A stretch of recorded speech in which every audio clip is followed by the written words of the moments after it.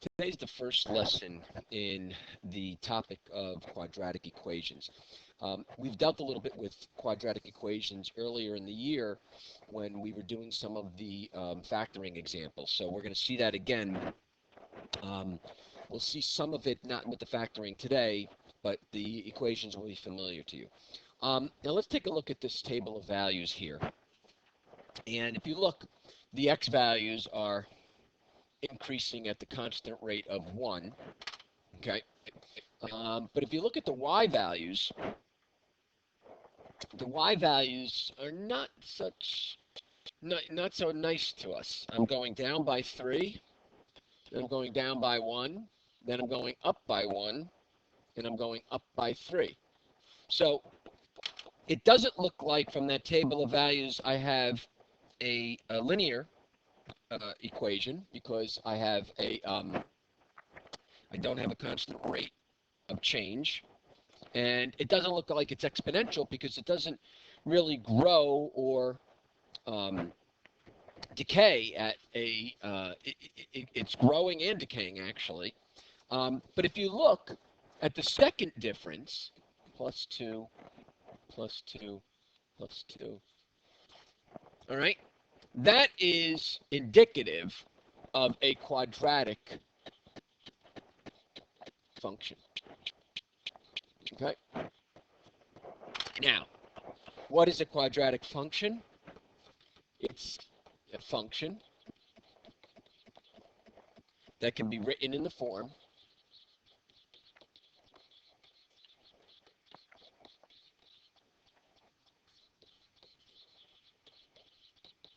y equals ax squared plus bx plus c, where a isn't 0. Because if a is 0, then I don't have an x squared. This is called the standard form.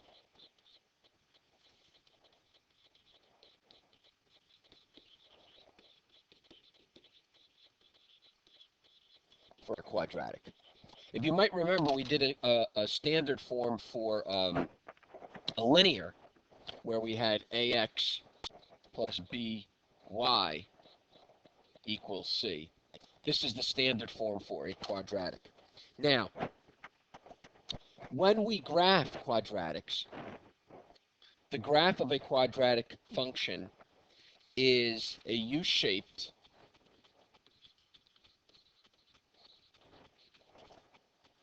curve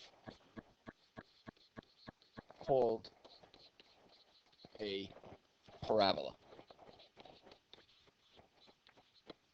It is one of 4 conic sections that are dealt with. We deal with the parabola here. The others are dealt with in Algebra 2, circle, ellipse, and a hyperbola. Okay? Now,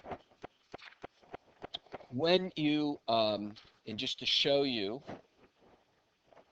on the side here, this is the form of a parabola. It could be opening up or down, which we'll talk about in a couple of moments.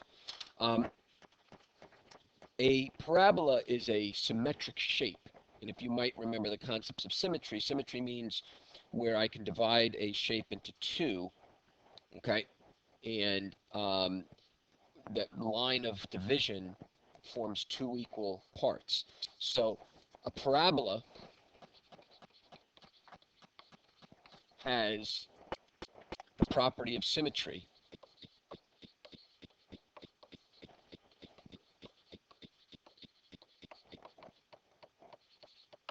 A line divides it into 2 parts that are a reflection of each other.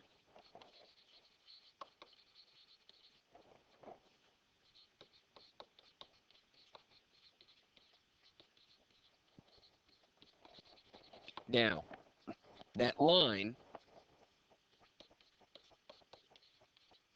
which is a horizontal line, like that, I mean a vertical line, I'm sorry, okay, we can figure out what the equation of that line is by a little formula. So the line is derived by formula x equals negative b over 2a. Okay? Now you're going to see how we do that in a moment, so don't worry about it. It's a very simple process. Now the vertex, if you might remember from angles, vertex is a point, okay? So the vertex is the turning point. And we're getting definitions out of the way, and then you'll see it in a moment when we do some examples. The vertex is the turning point of the parabola.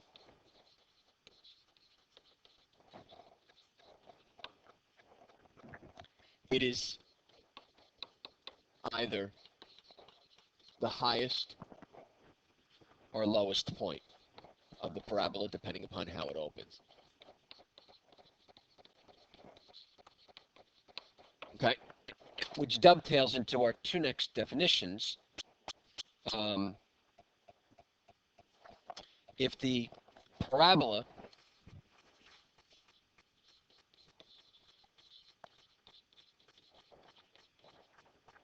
opens upward, A is positive. We'll see that in a moment. The vertex is a minimum.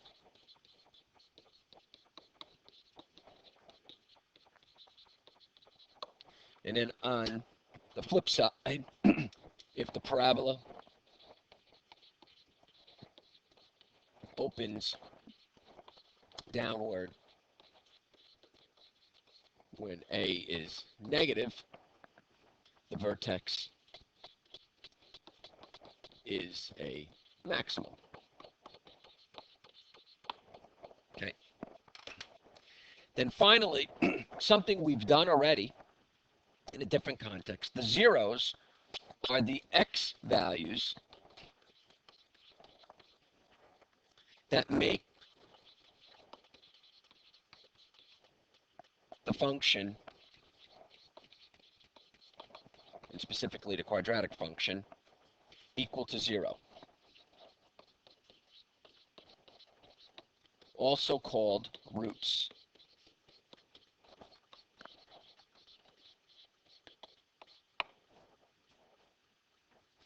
Okay. Just to complete this, give ourselves a little extra room. A quadratic function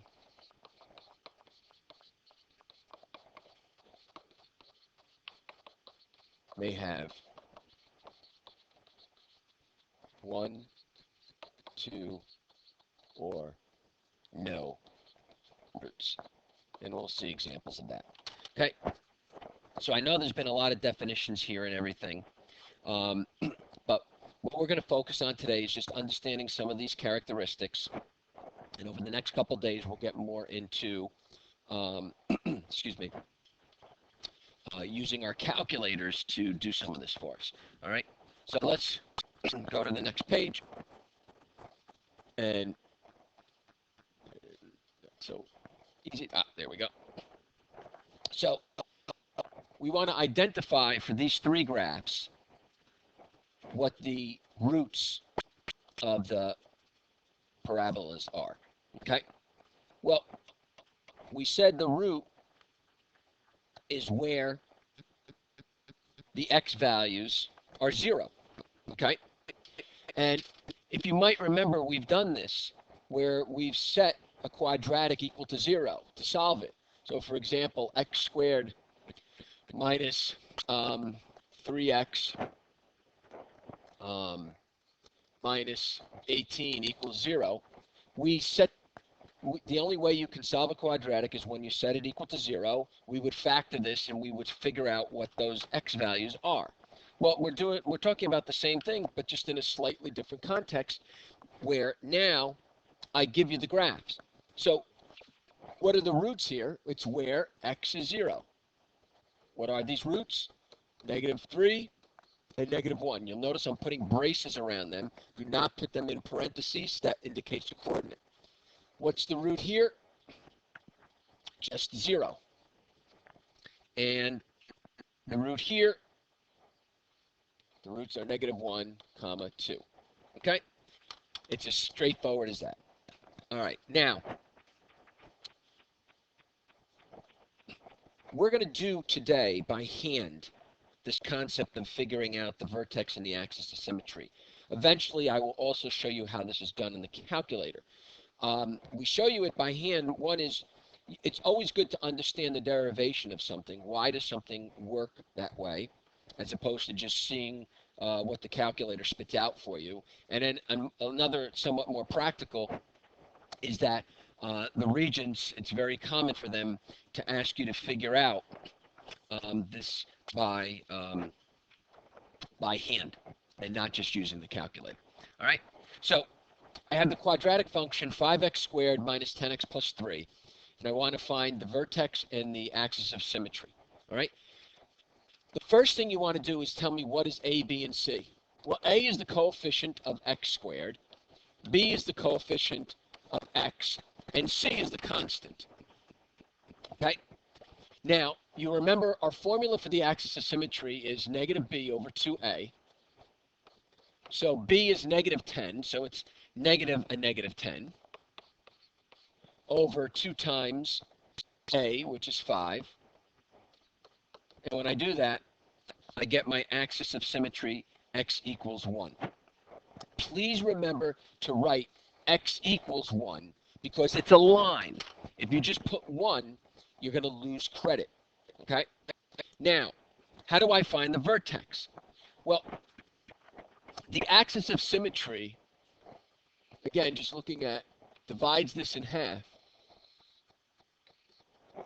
And the vertex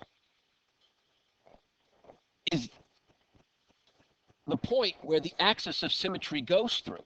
So if you take a look, we've already found that 1 is the x value of the vertex.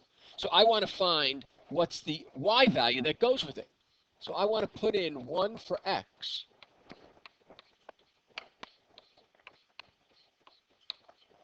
And figure out that when x is 1,